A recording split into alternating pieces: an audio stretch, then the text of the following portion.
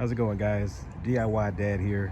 If this is your first time visiting the channel, please subscribe and hit that like button. I really would appreciate it. What happens when you're on your way to work, on your way to go to school, or you're going to an important meeting that you got to get to, ready to go, hop in your car, and boom, you got a flat tire. What do you do? Well, if you're like most people panic. Some people cry. Some people wet the pants, and a very few may even have a grand mal seizure. But I'm gonna help you avoid all that by showing you the basics on how to fix this. As simple as just putting air in your tire, to checking if there's a screw or nail in there and plugging it up. I'm gonna show you how to fix this. That way you don't have to depend on others to come and fix this for you at home or if you're stuck on the highway.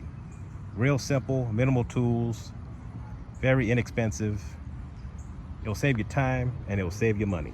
So let's get to it. Flat tire. What do you do? Well, first of all, you have to notice that you have a flat tire. You know, before you go into your car, look around all four tires, look to see if one of them is low. This one right off the bat, just walking around, it was flat. It's not totally flat, but it's pretty low compared to the other tire over there. See how that one's nice and level? It's flat. So we got to put some air in it. This tire here doesn't have a little cap, but if it had a cap, just take the cap off. And one thing you want to check for is, why is your tire flat? You know, over time, tires do lose a little bit of air over time, but most of the time it's a screw or a nail. So I'll just look at the tire tread, make sure there's no screws or any nails that I see. And actually, it looks like there's a little pin nail right in that tire. So that could be the culprit where that air is coming from. And just to make sure if that's the source of the leaking, we'll check it out with some soapy water. Let me go get that real quick. All right, now in order to check your tire to see if there's a nail or a screw in it, or to see if there's even just a small pinhole that you can't even see, you have to use a very special liquid. You can't get this anywhere. Actually, you can.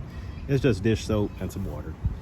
Put that in a spray bottle, shake it up, spray it on the part of the tire where you think there's a leak, whether if you see a nail or a screw, and then you can see how much air the tire is losing.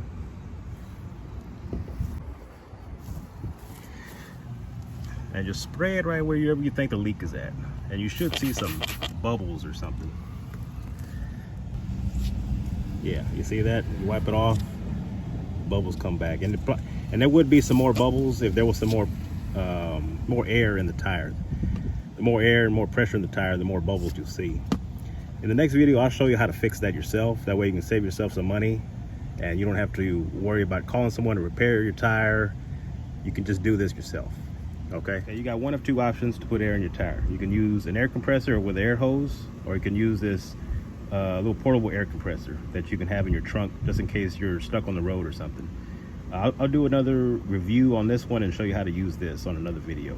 But today I'm gonna use my air compressor. It's really good to have an air compressor at the house. That way you don't have to worry about going to the gas station with a flat tire and trying to fill it up there and probably having to pay for money there. So it's very convenient to have an air compressor at the house. And actually, let me just show it to you real quick. Just a real small air compressor. I think I've had this about maybe 10, 15 years. It cost about $100 about 10 or 15 years ago, and it's still going strong. A little Craftsman air compressor. All right, so what you do, you get the end of your air inflator. This is called a chuck. Put the chuck right on here on the stem and push it in. All right. Push it into the stem.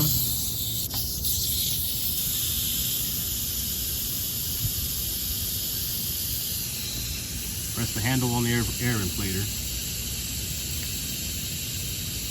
And we're gonna fill this tire up. Right, you see there, I got 40 PSI, but I'm gonna take a little bit of air out. Take your air inflator off the stem. Get yourself a little screwdriver or something to poke the little stem that's inside. There, you see that little stem right in the center, right there?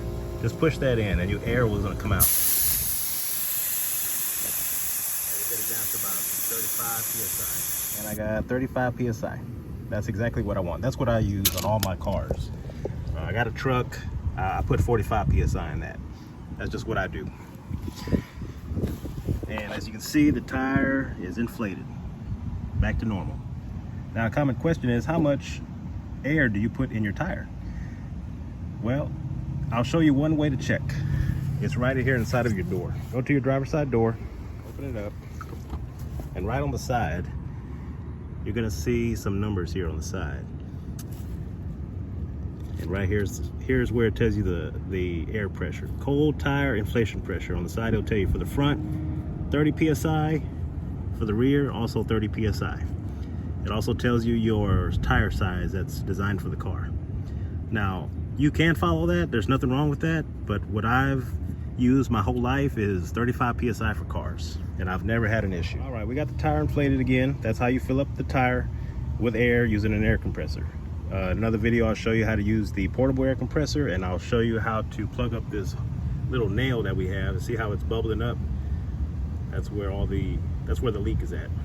So I'll show you how to plug that up and fix it yourself. That way you got to pay no one to do that for you. Biggest reason I'm doing these kind of videos is just to show people that you can do these things yourself. You don't have to depend on someone else to do it. Pay your hard-earned money. Times are tough right now. 22's been rough economically for the whole country. So save yourself a few dollars. If you're able-bodied, do this yourself. My videos are geared towards the old, to the young, to anybody who wants to learn. And I'm not a professional. I'm just a regular guy. Like my channel is called DIY Dad. So I've been doing this my whole life since I was 16 years old. Been working on cars, and I do a whole lot of things. And I'll put some more videos on some other things that I do. But for now, let's just start with the basics and go on from there. Y'all have a good one.